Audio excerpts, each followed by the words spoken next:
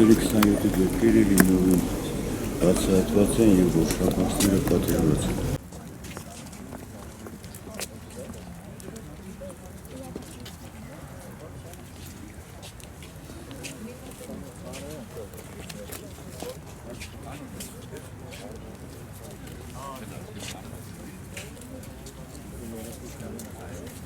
Մենք պետք է հասկանանք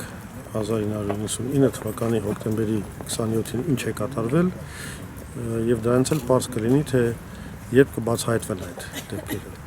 Իսկ հոկտեմբերի 27-ին կատարվել է հետեւյալը.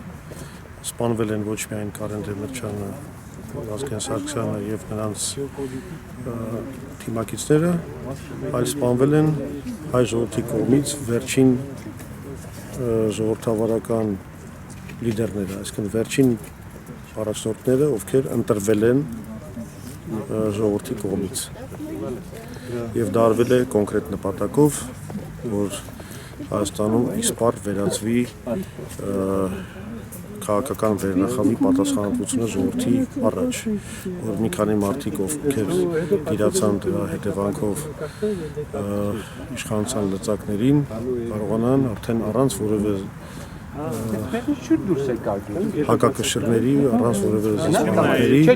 օգտագործել այդ իշխանությունը սեփական հարստացման նպատակով։ Իհարկե չեն հավատում, որ այդ ոճրագործների հետևում այլ ուժեր կանգնած չեն։ Եվ անկասկած չի կարելի համարել գործը լիարժեք բացահայտված, դատաքննությունը չփարատեց հասարակության մեջ տիրող կասկածները, միանշանակ չփարատեց, շատ հարցեր իրենց պատասխանը չստացան։ Մենք վաղուց ենք ասել, ամեն ինչ արվեց,